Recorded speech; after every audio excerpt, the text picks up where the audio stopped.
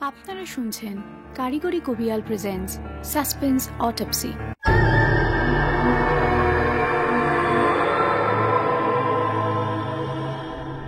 বর্তমানে আমাদের লেখার, পড়ার, এমনকি শোনার ধৈর্যও বড্ড কম।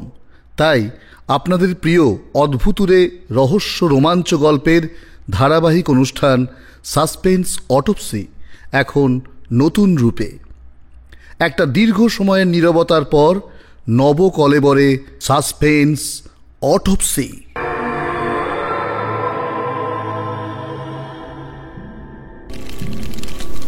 গল্পের নাম ব্রাউন সাহেবের বাড়ি। আপনারা শুনছেন কারিগরি কবিয়ালের কণ্ঠে আজকের গল্প ব্রাউন সাহেবের বাড়ি। লেখক বিশ্ববরেণ্য চলচ্চিত্রকার, গল্পকার এবং পরিচালক শ্রী সত্যজিৎ রায়। একটি পুরনো সাহেবানদের বাংলো, এক পরিত্যক্ত বাগান আর এক ভয়ঙ্কর অতীত। চলুন ঢুকে পড়ি গল্পের ঘোর লাগা অন্ধকারে। ঘটনাটা আমার এক বন্ধুর মুখে শোনা। নাম বিনয়, সাহিত্যের ছাত্র। সে শান্তিনিকেতনের আশেপাশেই ঘুরে বেড়াতো পুরনো বাংলোর খোঁজে। একবার সে আবিষ্কার করলো এক অদ্ভুত জায়গাটির নাম ব্রাউন সাহেবের বাড়ি। এই বাড়িটা লোকচক্ষুর আড়ালে, ঝোপঝাড়ে ঢাকা।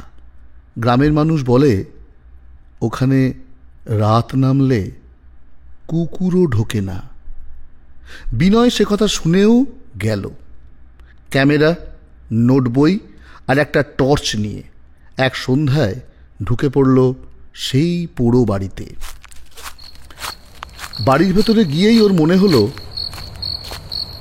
কেউ যেন ওকে দেখছে। দেওয়ালের ছায়া যেন নড়ে উঠছে হঠাৎ করেই।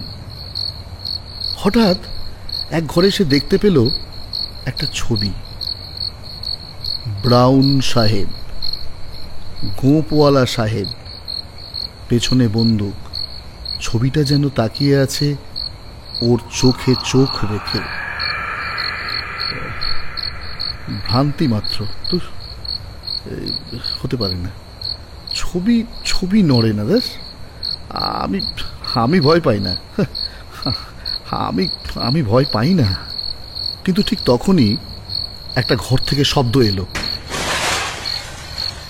যেন কিছুর পড়ে যাওয়ার শব্দ। বিনয় এগিয়ে গেল। দরজাটা ঠেলে খোলার সাথে সাথে দেখতে পেল একটা কাঠের চেয়ারে কেউ বসে আছে। পিঠের দিক থেকে দেখা যাচ্ছে ধপধপে সাদা কোট, হ্যাট আর হাতের মধ্যে একটা পাইপ। সে ধীরে ধীরে ঘুরছে। বিনয় চিৎকার করে উঠল, কে কে আছেন ওখানে? কে? কিন্তু কোনো উত্তর নেই। শুধু পাইপটা যেন জ্বলছে, ধোঁয়া উঠছে ধীরে ধীরে। সে দৌড়ে বেরিয়ে এলো সেই বাড়ি থেকে। আর কখনো সাহস করেনি ওই বাড়িতে আবার ফিরে যেতে।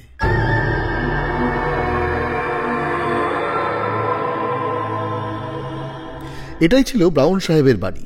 এক নিঃসঙ্গ পোড়ো বাড়ি, এক সাহেবের অশরীরী উপস্থিতি আর এক দুঃসাহসিক ভ্রমণ। আপনারা শুনছেন কারিগরি কবিয়ালের গলায় বাংলা ভূতের গল্প সিরিজ। আগামী পর্বে আরও ভৌতিক গল্প নিয়ে আসবো আমরা। ততক্ষণ সতর্ক থাকুন, কারণ সব বন্ধ দরজা নক করবার জন্য নয়।